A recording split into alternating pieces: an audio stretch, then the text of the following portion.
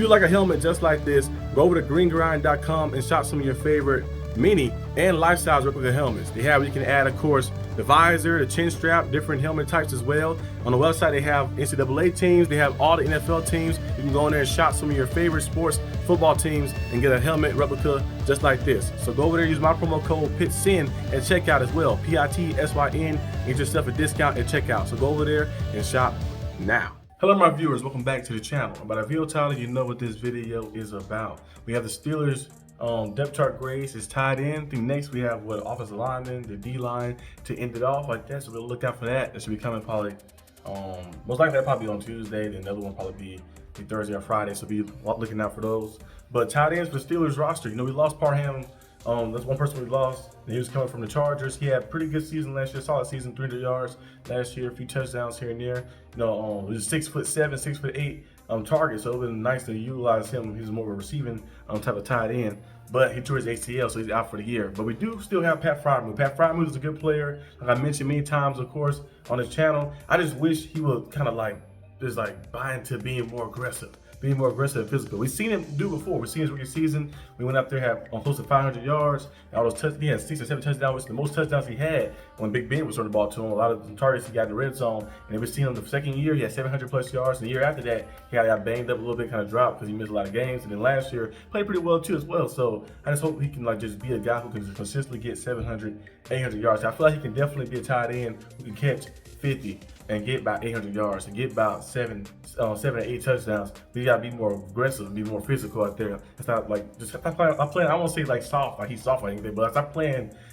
soft a little bit. Just play aggressive because we know he can go out there and do it. We know he's very athletic. He can get vertical and stuff. We see him line up on the outside. We see him line up on the inside in the slot position, do different things around, of course. Because he's a very versatile player and a very good talent. So hopefully the Steelers can utilize him well and he can kind of buy into being more aggressive. I know Aaron Rodgers loves targeting tight ends, love finding these guys. You know, veteran quarterbacks love finding those safety guys, those safety valve guys, those guys who are QB friendly. So I think Pat Freiermuth should get a lot of touches.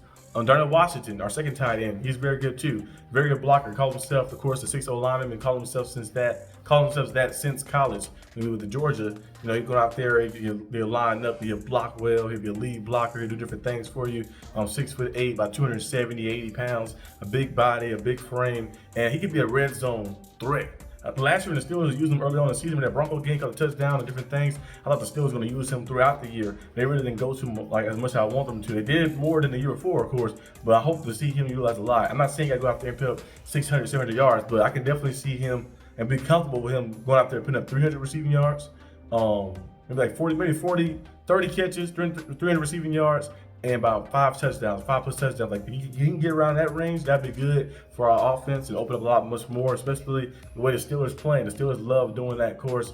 You know, 13 personnel, they have 3 tight ends out there. You have Parham, well, not Parham now. But you have, of course, Pat Freiermuth out there. You're going to have Darnell Washington out there. You're going to have our third tight end, which is Connor Hayward, probably out there as well. And Connor Hayward, he's a cool blocker and he's a cool playmaker here and there. He's all right at times like that, but I feel like he's still lacking the course in receiving and athleticism and some of the things like that. Maybe if you get a little smaller and stuff, I think he might be better. That's why I kind of have him as full back, as a blocker from the backfield to do things and stuff. So we'll see what happens. But the Steelers was looking to, of course, Jonas Smith, bring him in. Jonas Smith played phenomenal for the Dolphins. 88 catches, 800 plus receiving yards, had the franchise record for the most receiving yards by tight end in the season and receptions in the season for a Dolphins tight end ever. So he was playing some very good football. I don't know if he was touchdowns too, maybe too. He broke all those records. So he was playing very good football. I don't know if he's going to be still getting traded or not. I know he want to play with the Dolphins. He want to stay with the Dolphins. The Dolphins were looking to trade him because I guess they was trying to put some money up and stuff. So we'll see exactly what happens. I also seen something else where the Steelers could possibly look to trade Kyle Pitts. I seen the trade rumors of that. I mentioned that earlier today on the video I did earlier in the morning. So we don't know what's going to happen. If they bring one of those guys in, that opened up a lot more. But I thought the Steelers got to either choose to either bring a third tight end in who might be one of the top guys. If you bring in Jonas Smith or Kyle Pitts, they'll be the best tight end on the roster because Kyle Pitts and Jonas Smith are better than Pat Freiermuth and Darnell Washington. So they'll be the first tight end on the roster. And you have that, all right, that dynamic right there. Now, if you don't bring a receiver 2 in, you might need to do that. Bring another tight end in. But you bring another receiver in, you might not even do that because you probably just roll with the guys you have. So we'll see exactly what goes on. But if I'm grading the Pittsburgh Steelers tight end depth chart, I will have to give them. It might have to be a C+. Because Pat Freiermuth is there, but does have injury histories, concussions, concussions that happen.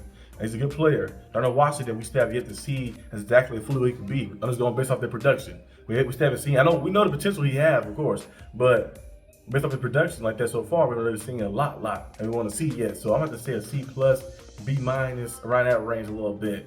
It's kind of unshaken, and Carter Hayward still yet to be seen fully. So we'll see exactly what goes on. I think Pat Freiermuth is a good player. If I was grading him by himself, I'd probably give him a B is around that range. I feel like he can definitely be higher than threshold if he kind of lock in and be more physical and more aggressive. But we'll see how things shape out. But that's all I have for this video. Hope you guys enjoyed this video. If you did, like, subscribe for more content. Let me know down below what you guys think and what's your grades for the Steelers and stuff. And I'll see you guys next time on the channel. Peace out.